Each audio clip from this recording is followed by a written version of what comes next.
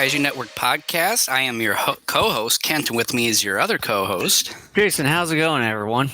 And we are continuing our retrospective series on the original Kamen Rider. Today we are covering episodes 4 through 6.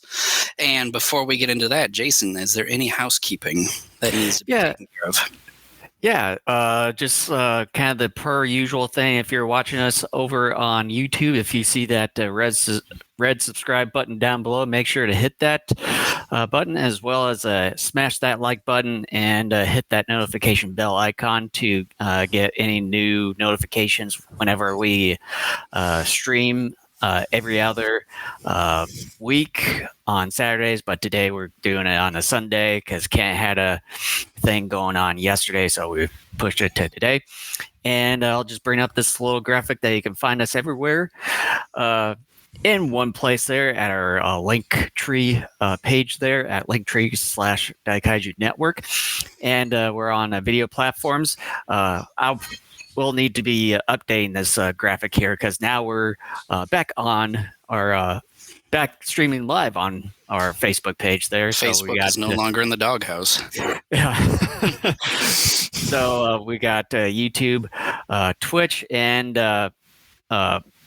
Rumble as well, but we aren't streaming live on Rumble. But our videos for each of our live episodes will be going there a day after. And we're on these audio platforms such as Spotify, Apple Podcasts, Google Podcasts, iHeartRadio, and as well as TuneIn. And you can find everything under one sun with both our video and audio versions of our podcast and some of the blogs that we tend to do from time to time. Yeah, we keep saying we need to do better, and we keep getting busy with other things. Yeah, over at I do have ideas. I just haven't written them. In fact, I got one that I've been working in my brain for. Let's see, what is today? Sunday. I've been working on it since I think last Tuesday, and it's a good one. I'm just trying to figure out the kinks before I start setting it to paper. So I hope so, but I know I've been needing to you haven't written anything in a long time. I've written 2 or 3 posts at least since your last one. Well, I've been needing to do some actual postings myself besides just posting up episodes and stuff. So but yeah, otherwise that's all the housekeeping. All right, so let's just continue on with our coverage of the original Kamen Rider. Again, we are doing episodes 4 through 6 during this particular podcast episode. So we're going to start off, obviously in sequential order, with number 4, titled "The Man-Eating Saracenian." The Man-Eating Saracenian. I've seen a different title of this. I'm surprised you didn't pick up on it. And I don't want to stop and do research on that right now. So, I'm not going to bother. But anyway, this is quite an interesting episode. This is our first plant-type villain to appear, although we aren't that far into the Kamen Rider series. We're only 4 episodes in. But, is this truly, though?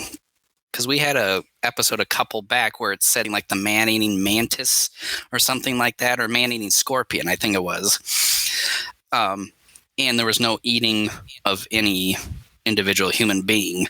At one point, though, early in this episode, I really thought, hey, we were going down there because he took that little boy, Kenji's sister, and I thought, okay, maybe he did take her and eat her. But as we find out, as the episode goes on, all he did was take her as a hostage in the hopes of trying to create another shocker general, as I call him. Mm-hmm. Yeah, with this one, as far as the episode goes, with the first 3 episodes that we've gone through, we've tend to have like some of these one-off villains for each episode kind of have their story built up and also being viewed or shown quite a bit with this. But with this one here, it seems like this Saracenian type of villain hasn't really been shown a whole lot. I think from what I've seen, in my own opinion, so far this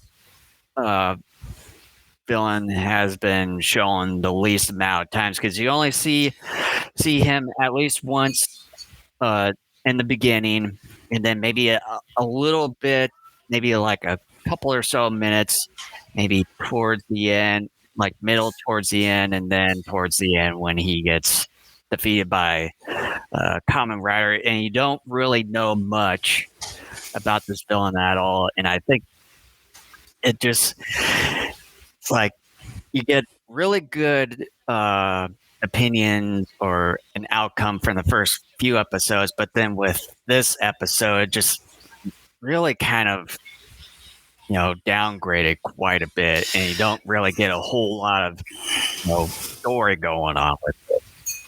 Yeah, I you're on the same page as I am about this episode. It's almost as if we're related somehow, I guess. I don't know, but but yeah, I thought the same thing. Wonder. The word that I thought of was proactive when it came to the Saracenian man, meaning that he was not as proactive as the villains from the previous 3 episodes we've seen so far, and then the 2 episodes we're about to see here in a little bit and discuss. Yeah, that to me was sort of a drawback to this particular episode, because typically these shocker generals are very proactive in the story. They are heavily involved. They usually are the ones that set the story in motion, set out their really cool face painted minions out to do a lot of the dirty work, while they sit by, do a lot of the directing, if not even occasionally, maybe kidnap someone or maybe kill someone themselves. But they're usually there in the forefront with just about everything major that's happening with the storyline. And which is disappointing, because that's one of the things I have enjoyed so far about Kamen Rider, is that the villains were very proactive. I have seen some tokusatsu before where the villains, whether they are generals like what we're seeing here with Kamen Rider, or there's just a big bad villain with a bunch of minions. Don't quote me on this, but if I remember correctly from Red Baron, I think that's kind of how that one's set up, where you have a big bad villain and it's just a bunch of minions, and the big bad is pretty cool, but and directs things, but is not as fully involved with the stories, at least in terms of being at the forefront. Whereas here, yeah, there is some big major villain out there somewhere, but there are generals underneath, which are kind of the selling point for this Kamen Rider, because they are these very unique animal-human, animal-plant hybrids, or cyborgs, I guess technically is what they are. And I don't know. I don't know if what the deal was. I don't know if just the writing, the individual or so writing just, had a tough day. I don't know. I can't explain it other than the fact that it's just disappointing that that formula that happened the previous 3 episodes and will at least continue in the 2 episodes that we discuss after this one. Or probably the one thing is that it could have been the post-production side, because I know within one of the other 2 episodes, probably this one as well as that, I sort of noticed that there seemed to be quite a few weird editing that happened. It just, like, some things didn't quite make sense in some of the areas, and then that's how tokusatsu in general, I think it was in this one where it was when Hongo brings one of the shocker soldiers captive into his apartment there, and like it seemed like that they were going to interrogate him, but then all of a sudden you didn't see the whole interrogation, and it's like the next day where he was riding into towards the shocker base, wherever that's located. Well, And then also it's like, I don't know what was the point of sort of holding this shocker soldier captive and interrogating him when you already know where the base was at. No, I think what we're supposed to infer is that they did the interrogation, and as a result, he figured out or found out where it was. Because I've seen this happen before in other TV shows and movies where the good guys bring in a bad guy, and they say they're going to interrogate him, but they don't actually show it, and it's inferred that this individual was interrogated. And maybe there was a scene where they did show the interrogation, but maybe for time constraints, because these are half-hour shows, maybe they thought that it's not worth showing it because we have other footage here that we think is more important than showing like a couple minutes worth of interrogation. Well, right, but then as I was sort of saying that is that even though that Hongo basically already knows where their main hideout and everything. That part, yeah. Is because, he's sort of gone back and forth. And it's also the same thing when it came to these other 2 episodes where he goes to the base and everything and fights out the minions and these one-off villains. I thought, though, each little Shocker base was moved, because that would be terrible of Shocker to continue to stay in the same place time after time after the first infiltration. I sort of thought about that too when you like with some of the other episodes where they have one entry point to the base and then another area somewhere around Japan with another entry point. But to me, I think it's still sort of the same, the same base, but maybe some different entry points. I don't know how this all how they are thinking in their own mind when it comes to this point. But to me, it's like, if you already know at least one of the entry points, you should at least go to that one, because where they're located. I want to talk about Kenji for a second. That little boy, he's a very good actor, but I have to say, the crying that he gave out I was sort of thinking the same thing too, but I wasn't gonna really talk about it. It was annoying, and as I was watching it, it disturbed one of my cats even. And I think in one of the scenes, I think towards the end of the episode, where I think he was talking to his sister about getting a new model plane or something, like you hear his voice, but you don't see his mouth moving at all. I was like, okay. Well, yeah, and to me, it seemed like he maybe was 5 or 6, and so trying to direct kids that young is not always easy. And so I think what they ended up having to do was bring him in later, or bring in a different child to dub over some of those spots and post-production. Yeah, I don't know. But, by the way, but yeah, I thought that was a bit weird, just to kind of see, kind of the crime part. Just seemed like he was. They were trying to make him act that way, but didn't quite do it. But well, and one of the things I like about the Saracenian Man here is that so far he's the first villain to not actually speak Japanese. He had this kind of this cackle, and I found it funny because every time he cackled, it reminded me of the chuckle from Beavis and Butthead. That's what it reminded me of, because I kept thinking he did it the first couple times, and I go, I've heard something like that before. And then after a bit, it's Beavis from Beavis and Butthead. That's what it sounds like. Yeah, I didn't quite. That didn't quite come to my head, but yeah. Other than that, yeah, like with this episode, it begins with both Kenji and his sister in this botanical garden.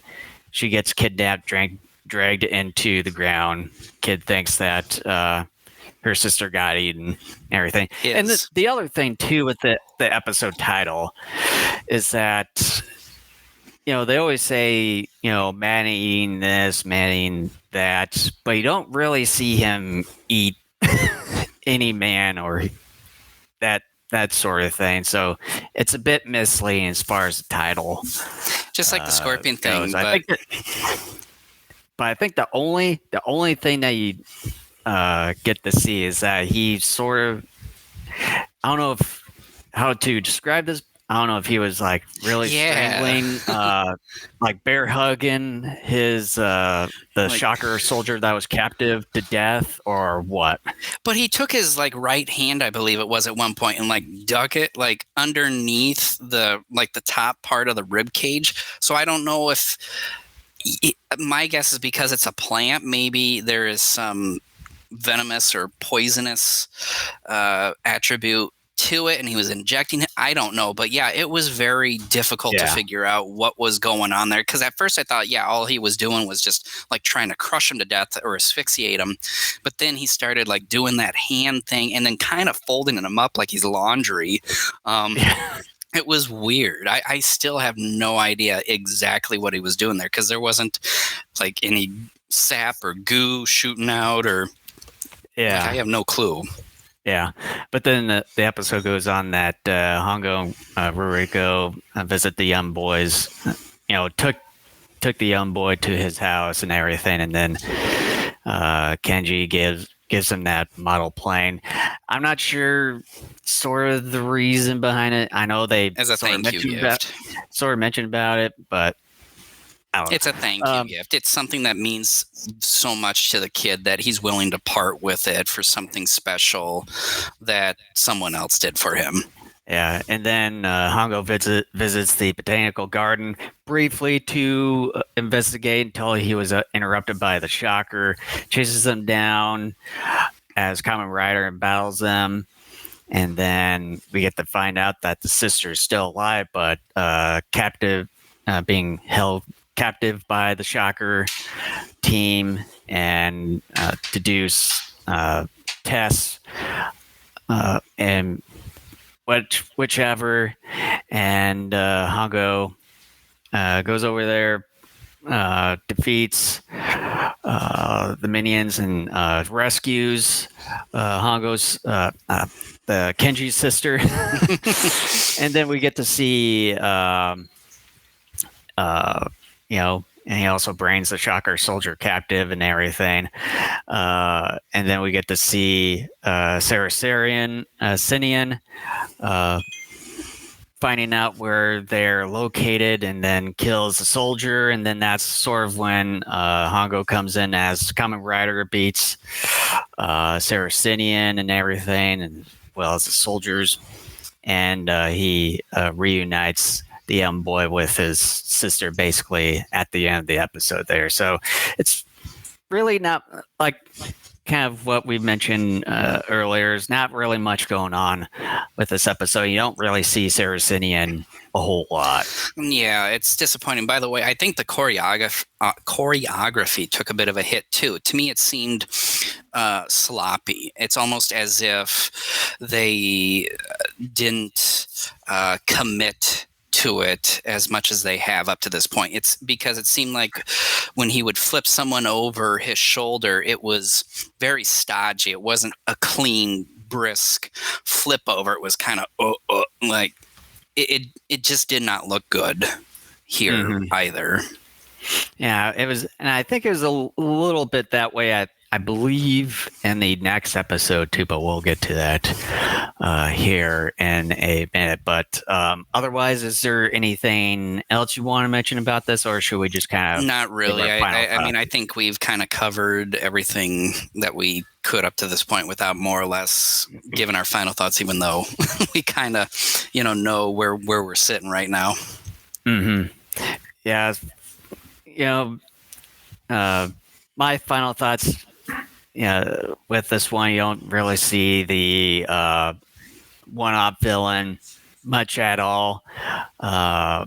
In this episode, you don't really hear him speak, which it would have been nice to hear him speak here and there, because you have that for basically most of the one-off villains that we know of so far throughout the 6 episodes. And the story seems to be a bit stale with this one, and some of the editing seemed to be a bit weird to me for a couple of the scenes, and just kind of didn't quite make sense with some of the transitioning here and there. So yeah, I think so far episode 4 probably be my least favorite so far. So I would at least give it a solid B. This is crazy, and you'll see why here in a moment. The Saracenian man is a unique-looking villain with interesting abilities. What I like most about him is his chattering. It's very similar to that of Beavis's laugh from the Beavis and Butthead shows. With that said, I found this episode to be lacking in some of the action that was so much a part of the first 3 episodes. The Saracenian man seemed to have taken more of a backseat compared to other Shocker generals in the previous episodes. Kenji's cries were really annoying too. The fight choreography looked a little more sloppy here as well. It was obvious a number of kicks and punches were a foot or more away from the villains, and the movements of both hero and villains looked stiff and uncertain. Overall, a mediocre episode that isn't bad, but a step or 2 back from what we've seen up to this point, and I also gave it a B. So yeah, I mean, so far, I mean, spoiler alert, it's my least favorite episode up to this point in the 6 episodes we're going to cover. So yeah, the next episode, episode 5, Monster Mantis Man. The monstrous mantis man. It's not even worth it, really. So here we finally, in a general sense, to just kind of encapsulate this episode, we kind of get back to basics, more or less. We get back to how things were prior to the Saracenian man, and covering in having a villain that actually is more proactive with the story and ends up making the episode in and of itself more engaging than what we had with the episode we just discussed. And I have to say, though, that as much as I like some of these Shocker generals, I have to admit, it almost seems to me, though, some of the like the shirts or what have you want to call them, that they're having the actors wear, you're seeing more and more of the cuff being separated from the glove that they're wearing, and so you're seeing more of the actual actor's skin on the wrist. Yeah, talking about the Mantis Man. Well, Mantis Man, and it's very apparent at one point during the next episode when we're talking about the Chameleon Man as well. And it's, on the one hand, it's cringeworthy because you're like, ooh, like, you know, that's literally seeing the strings or the zipper, however you want to call it. But then at the same time, there's a charm to it as well, because you're thinking to yourself, you know, I know what I'm getting myself into. And on top of that, these guys, budget's probably part of the problem, but then at the same time, they just don't care. So there's a charm to that. Yeah. But at least with Mantis Man compared to Saracenian here, at least we do get to hear him speak, and then kind of get more of involvement like you usually do with the other one-off villains that we have seen so far. So this is, I would say, at least one of the better episodes so far for this one. You get at least a good backstory for this particular episode when it came to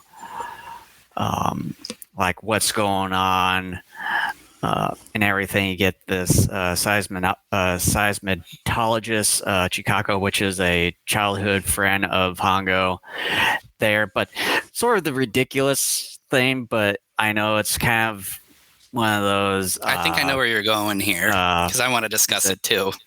Tokusatsu type of things is that the reasons behind these earthquakes is that's not like what with these mantis eggs or something like that, where you detonate them and causes like all these earthquakes. It's sort of your typical kind of crazy tokusatsu science, type of stuff. But what was the thing that you were thinking? The thing that I really thought was ridiculous was where the Mantis Man traps Hongo into this pit, and then he has this bomb dangling over his head that's supposed to set off in 2 minutes.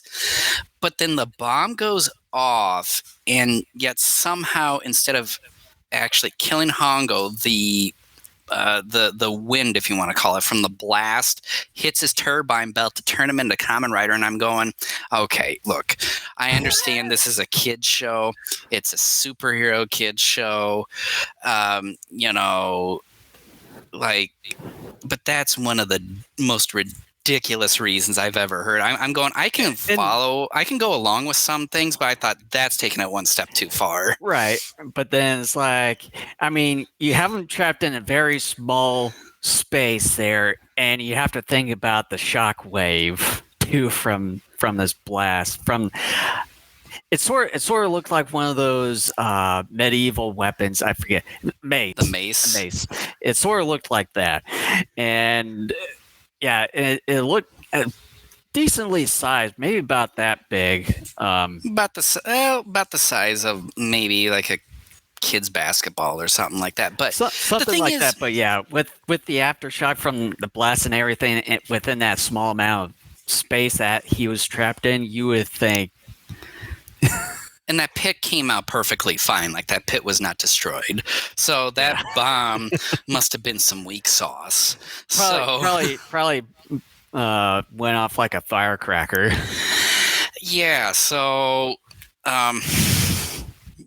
it's terrible. Like I said, I'm willing to go along with Crazy, but that's one of those moments where Crazy decided to, drink 5 Mountain Dews or something like that. I mean, no, I'm sorry. If I were 6 or 7, I'd be like, oh, yeah.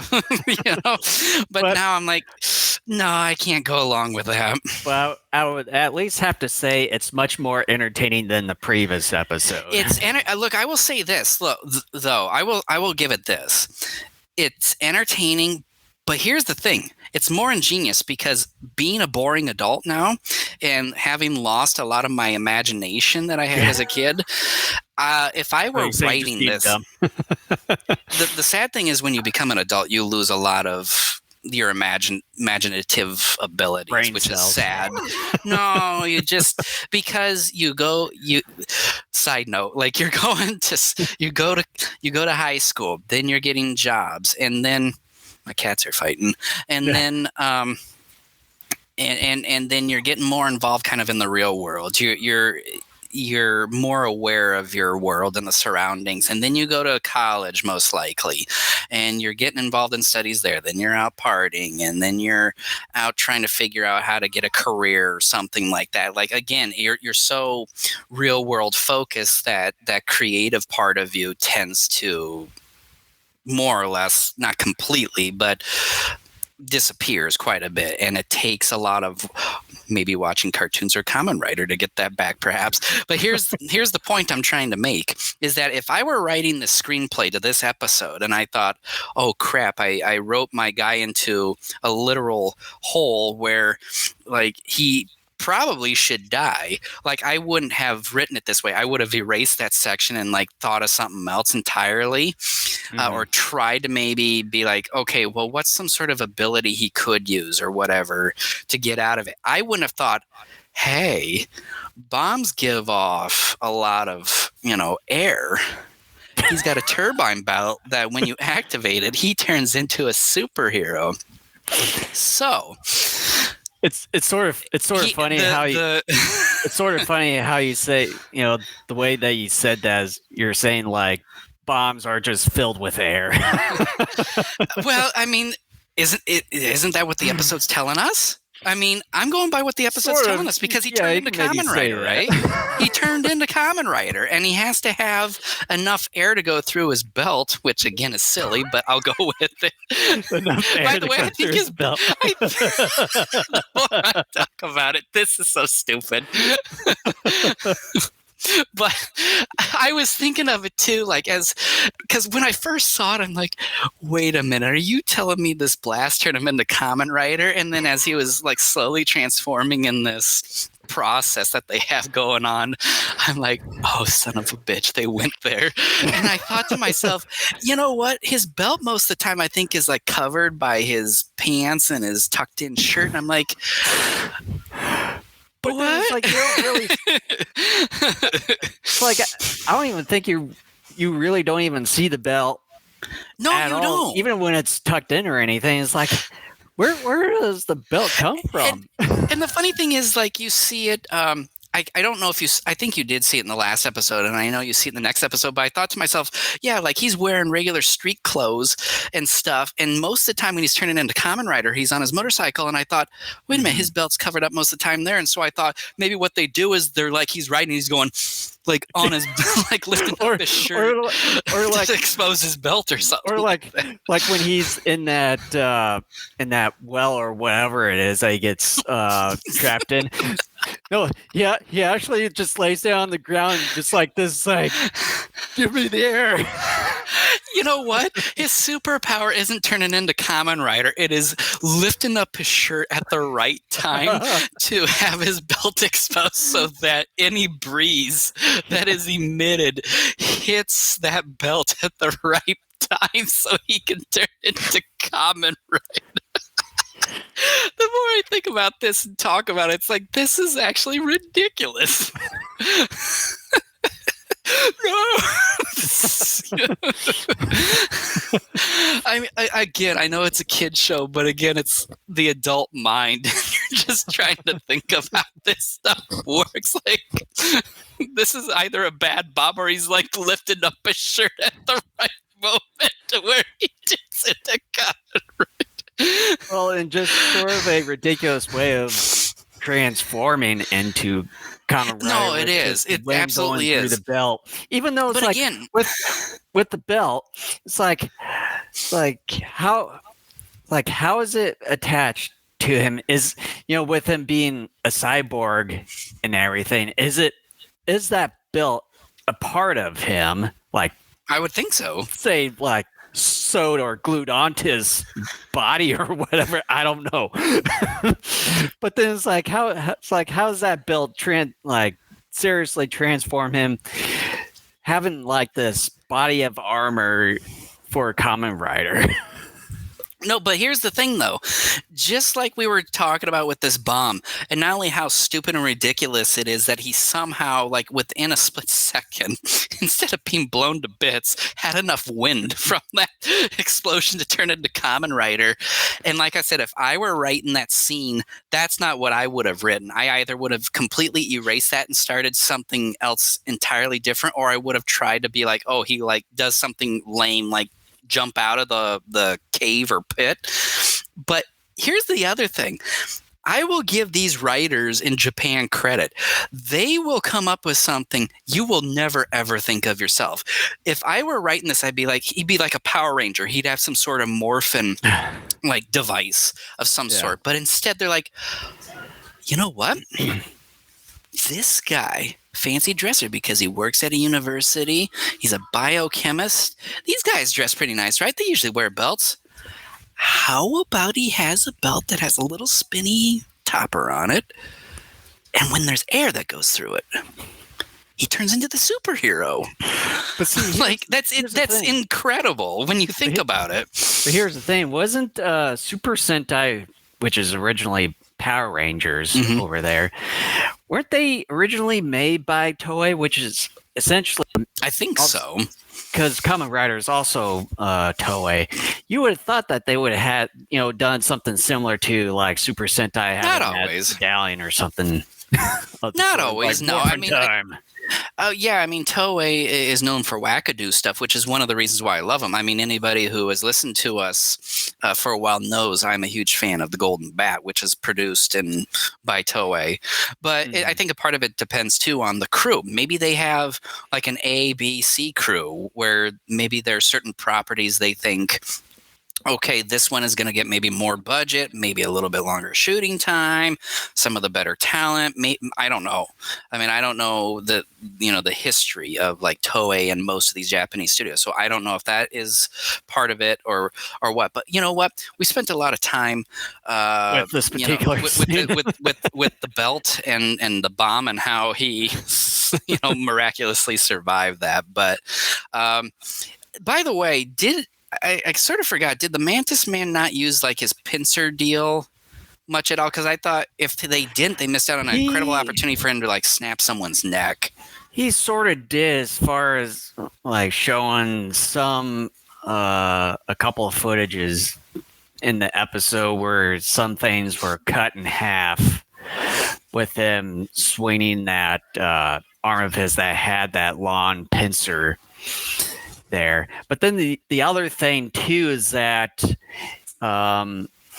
Hongo's childhood friend Chikako, that you find out later in the episode that she's been brainwashed in a way you don't really know.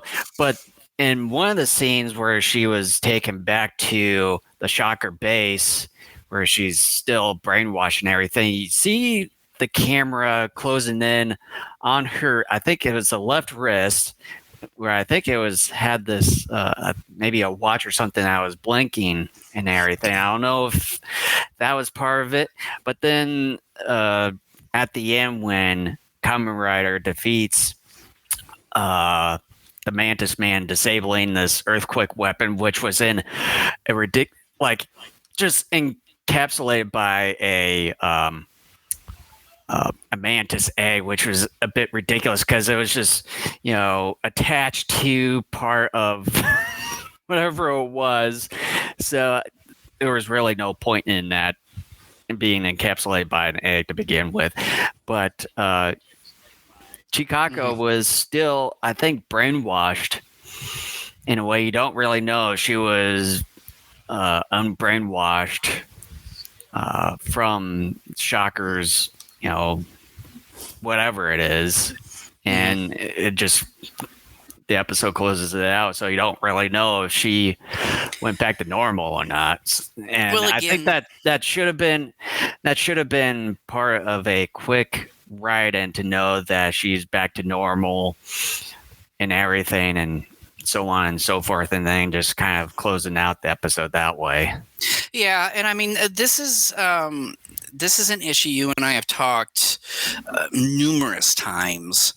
When we've done things like Iron King, when we did Ultraman, when we did Ultra 7, did we do like another series or something like that?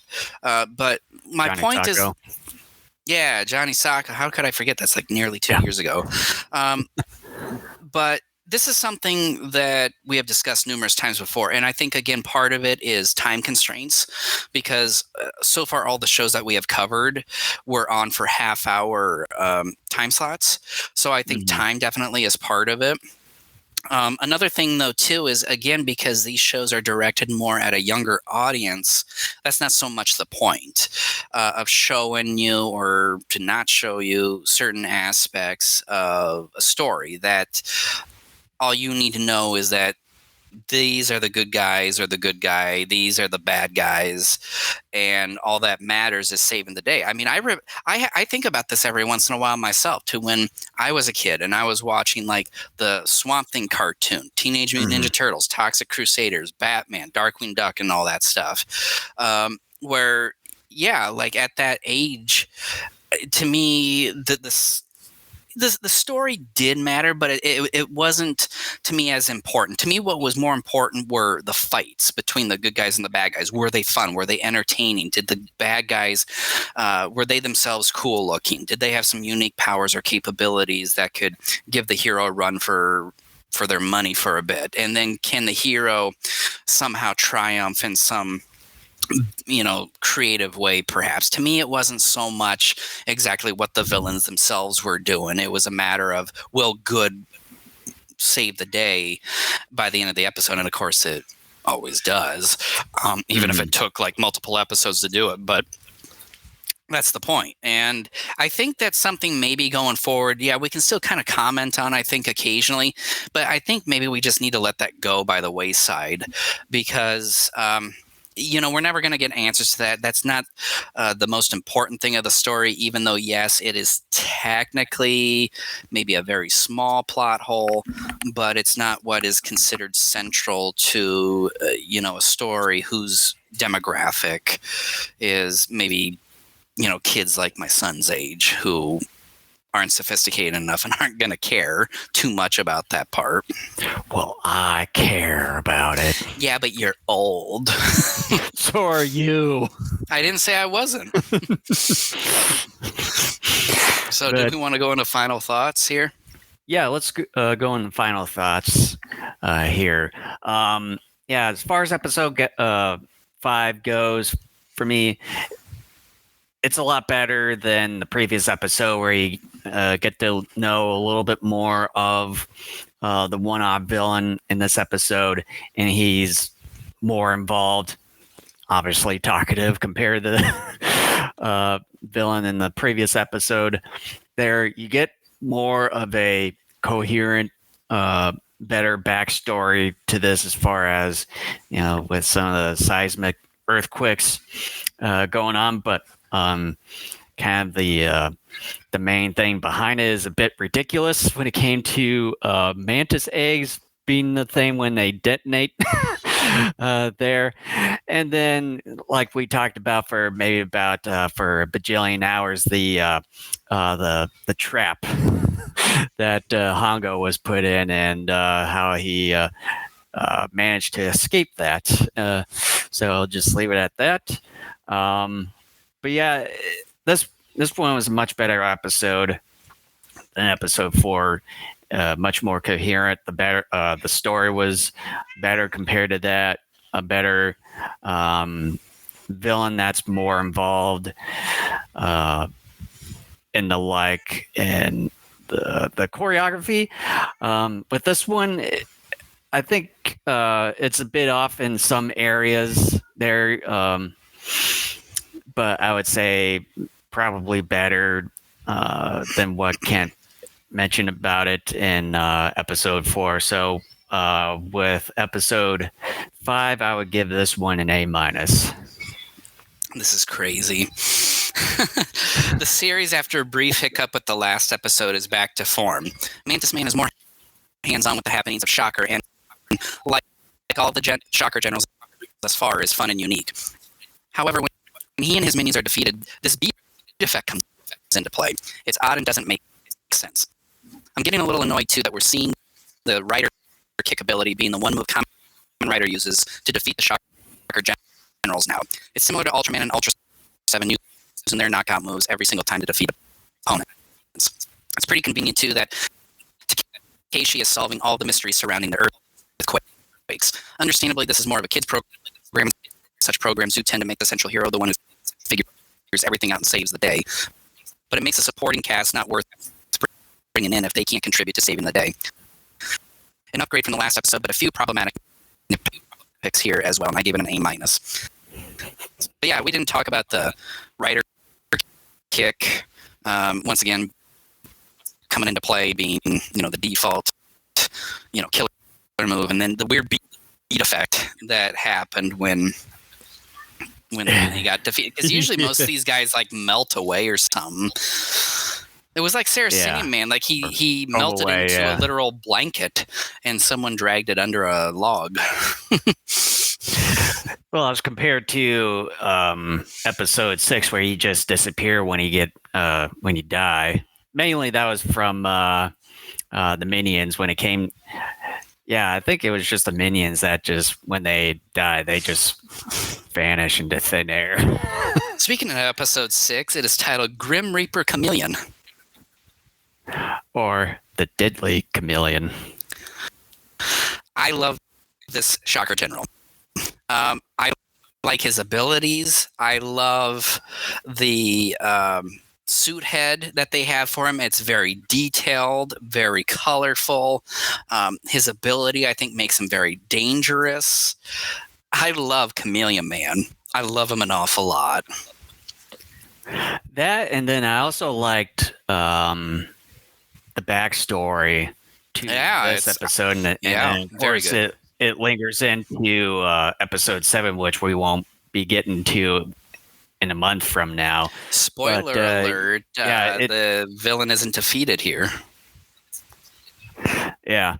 So with episode 6 here, Chameleon interrogates a former Imperial Japanese admiral, trying to find out where the Nazi secrets are hidden, and it kind of lingers into trying to find out where I think where the secret is being held and everything. It's kind of a really nice backstory to it, and it kind of dives into a little bit of the lore behind the whole Shocker organization. Yeah, and this was something I think I talked about like during the first batch of episodes that we covered, was that I suspected that Shocker obviously had some ties with the Nazis, and here we are. I think what we're getting now is kind of on that backstory of kind of who and what Shocker is. And that's kind of interesting because typically with tokusatsu, when you have these big bad villain stories, they don't really start to unfold it until the last handful of episodes, either dealing with that arc like they would do with Iron King, or when they're getting close to the end of the series. Like I think Red Baron did it. I'm not sure. I don't remember because it's been 8 years since I went through that series. But I like that. And I don't know. I mean, I haven't gone through Kamen Rider. Maybe Kamen Rider is going to be similar to Iron King, in which maybe there will be multiple big baddies along the way. Because we're covering 90-something episodes. That would be quite something if you're sticking with one big baddie. But we'll see as we go along here. But I really dig this because I remember telling you during the last discussion that the eagle or bird that they had there was very reminiscent of the eagle that the Nazis would use. And yeah, sure shooting, here we are. We're talking about this secret weapon or whatever it is that they're after, and it's dealing with the Nazis. And they have an actual former Nazi working for him. Heinrich, I think, is the one guy's name.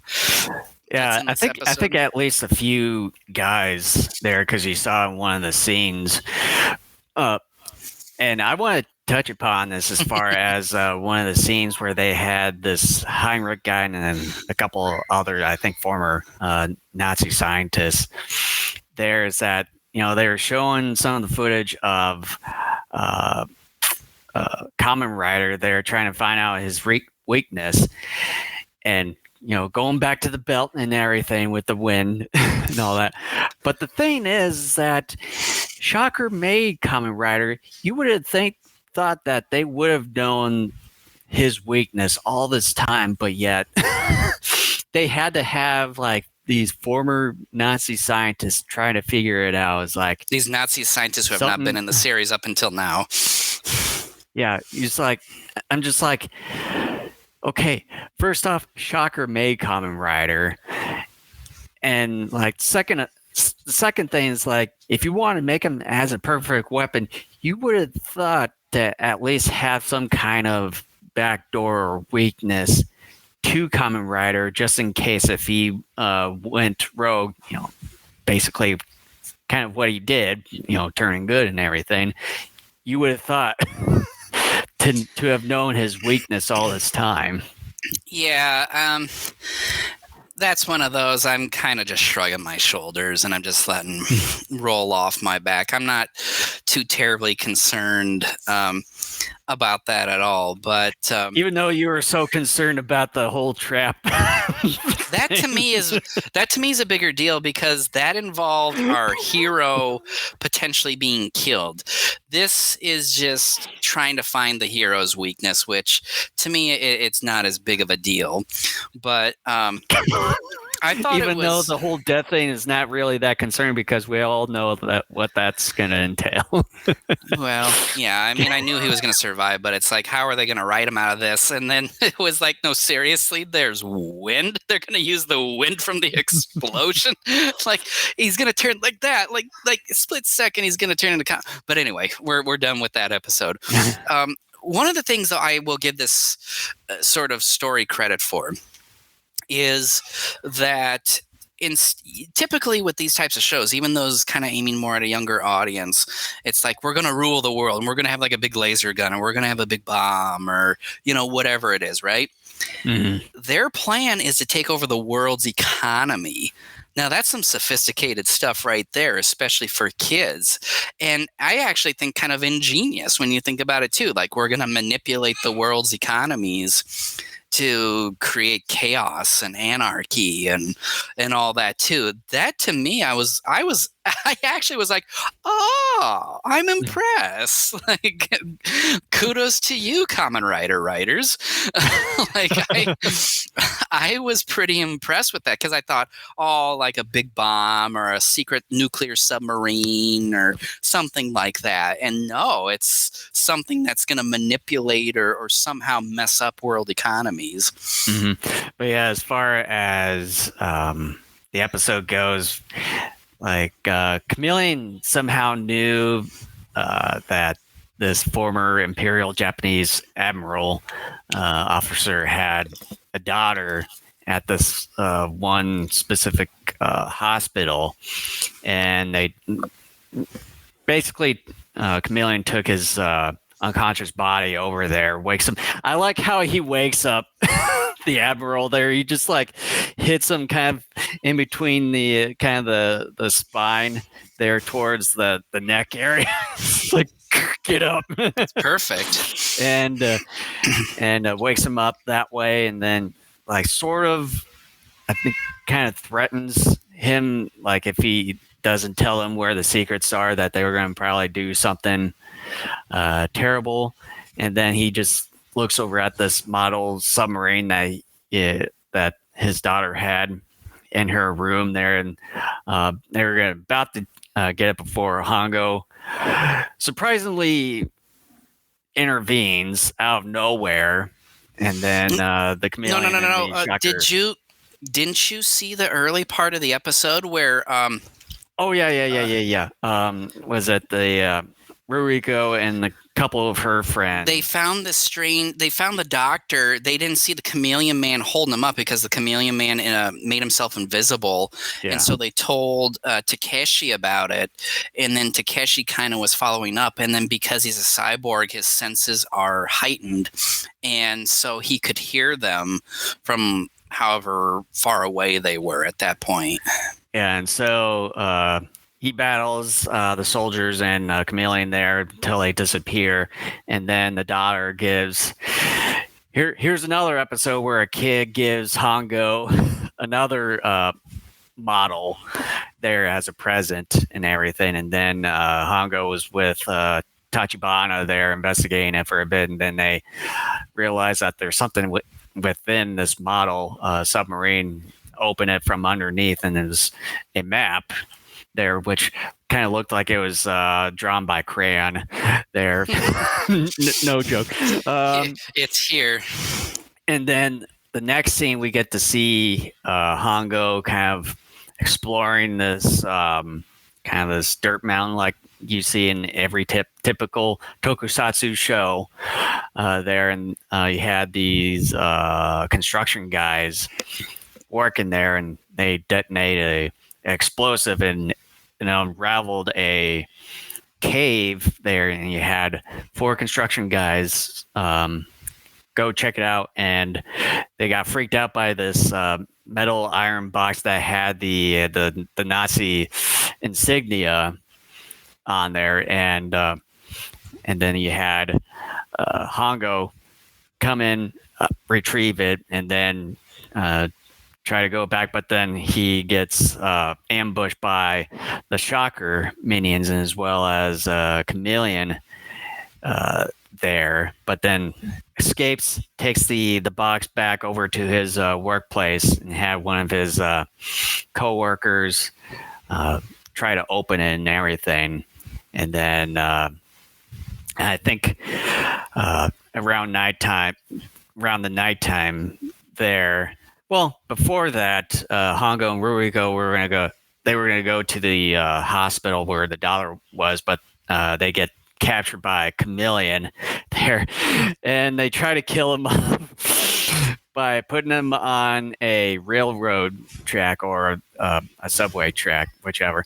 Try to kill him, but Hongo woke up in time, breaks out of the chains, and then hangs onto part of the beam underneath the train. And it's also pretty funny. You think that Chameleon and the Shocker team were watching this happen, but it seemed like that they didn't, because she had one of the members say, "Oh, they're dead." Once the subway train goes by, it's like, didn't they watch this thing, or were they just somewhere else thinking that that's how it is? Again, we've seen this numerous times with other tokusatsu shows where, it's like we'll tie them up to the speeding. I've seen it in the 66 Batman series, and I've been through that series several times, where it's classic, silly, goofy, shows about heroes and villains, and then the villains are so full of themselves they think they got the hero done for. They walk away, and then they bring out the bat shark repellent, and magically, here we are, odd number of hours later, where the hero comes up to the bad guy. The bad guy's, "Gadzooks, how did you survive?" or something like that. Like, it's just, to me, again, it's a cliche. It's a cliche, and again, it's a kid show. Again, it's something else that is done numerous times throughout the course of a kid show. But yeah, one of the things I thought was kind of funny in a different way than you will think is earlier in the episode when they're beating on the guy's daughter, you could tell they quickly slowed down, within a few inches before they got to her back when they were trying to beat up on her. I'm like, and that's right front and center on the camera. I thought, why don't you turn the camera the other way? Because then you could have an angle where you could not see the slowdown, and then you could sell, the interrogation or whatever you want to call it, more appropriately. But here's my theory.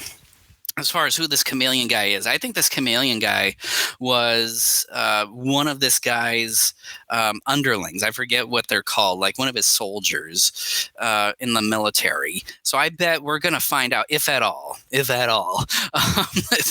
that's what we're going to find out about this Chameleon man come episode 7, is that he was underneath this Sonata, that Sonata was his commanding officer. And I think that's kind of what happened. That Shocker got to this guy, turned him, and here we are. Because I think one of the reasons why Shocker chooses some of the people that they do is because of some of their connections, I think, too, if I'm not mistaken, where some people have certain connections either to certain types of businesses or people or what have you. They will try to kidnap these people and turn them, and not completely, take over their mind to where they lose some of their memories or what have you. They will still remember part of their previous lives, and as a result, help Shocker to achieve whatever ends that they're trying to achieve. So that's my theory. Yeah, and then after that whole shtick with the subway train, you had Tachibana go over to Hongo's workplace to, wait till Hongo comes by and then take the iron box from that Nazi iron box, but Chameleon comes in and actually steals it. And then towards the end, we get to find out that Hongo basically plants himself as one of the Shocker minions and infiltrates the Shocker base there, and that's sort of basically how the episode ends. Right there is when, and it's also pretty interesting how this main leader of the Shocker organizations said, I sent out, a certain, like, before you open the iron box, I know I sent out a certain number of minions with you, and I know that one of them's still around and all that. And he finds out that basically Hongo was among them. And then that's when he turns into a Kamen Rider, and that's when the episode ends right there, and is, to be continued. Yeah, well, it's funny because Hongo was completely dressed in Shocker regalia, and then boop, like that, he's back in his street clothes. I'm surprised he didn't go into his belt, turn into Kamen Rider. I mean, that's what I would do, or take it and flick the little turbine on the belt. Yeah, it's like, give me wind. This is dumb, but I have to ask just because the idea itself is ridiculous. So what if he's, let's say, at a buffet? And he's standing behind someone in line at the buffet, and this person farts. Will he immediately turn into Kamen Rider right there? Probably. What? Kamen Rider is a golden corral. That wasn't supposed to happen. But is there anything else you want to point out, or do you want to close out? I'm ready to close out. Yeah. With episode 6, for me, it's a much better episode compared to the previous 2 episodes, especially episode 4. You get a really more competent villain in Chameleon here, very capable of what to do and what he knows what he needs to do and everything. Much more better in-depth story with kind of a lore behind it to what you really know what the main storyline's going with, and you kind of tend to know how the whole Nazi thing is sort of linked up with the Shocker organization, for that matter. And it's just much more well-rounded episode with a good story, competent villain. You have these characters much more well-involved in this episode, and you have much more better fighting, better choreography in this one here. So with that said, I would give episode 6 an A. Okay, here. Chameleon Man is my new favorite Shocker general.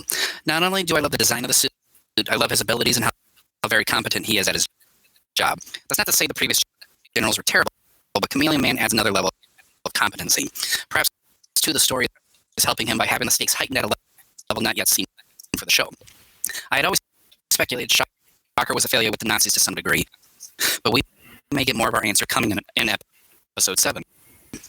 There's a degree of malevolence to Shocker now, as well, since a secret Nazi map has been discovered, and they are on the hunt for what the next secret is that will help Shocker take over the world's economy. A great story and great cliffhanger. I am anxiously anticipating what's to come. next, and I gave it an A+. So it's arguably my favorite episode thus far. You gave it a B+? A+. Oh, okay. It sounded like you said A+. I gave it an F+.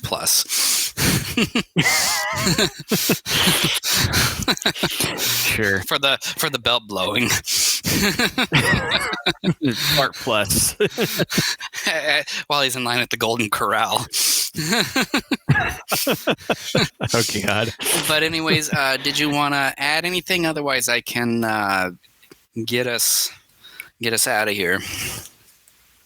Yeah, I just wanted to say one last time, as far as social media and everything, if you're watching us on YouTube here, if you see the red subscribe button down below, you can hit that subscribe button, as well as smash that like button and hit that notification bell icon so you can get reminded if there's any new videos from us coming down the pipeline.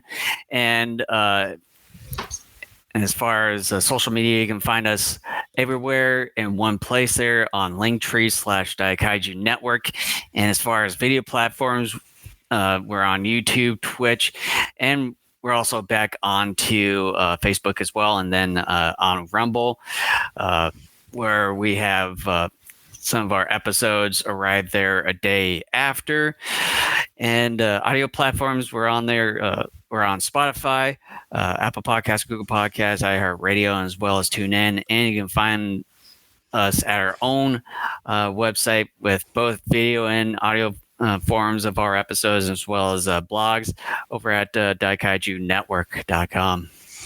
And so with that, thank you guys so much for watching or listening to us. We will be back in 2 weeks when we are going to discuss episodes 4 through 6 of Spectrum Man. I am seriously hoping that show gets better, because right now I'm a little concerned about it.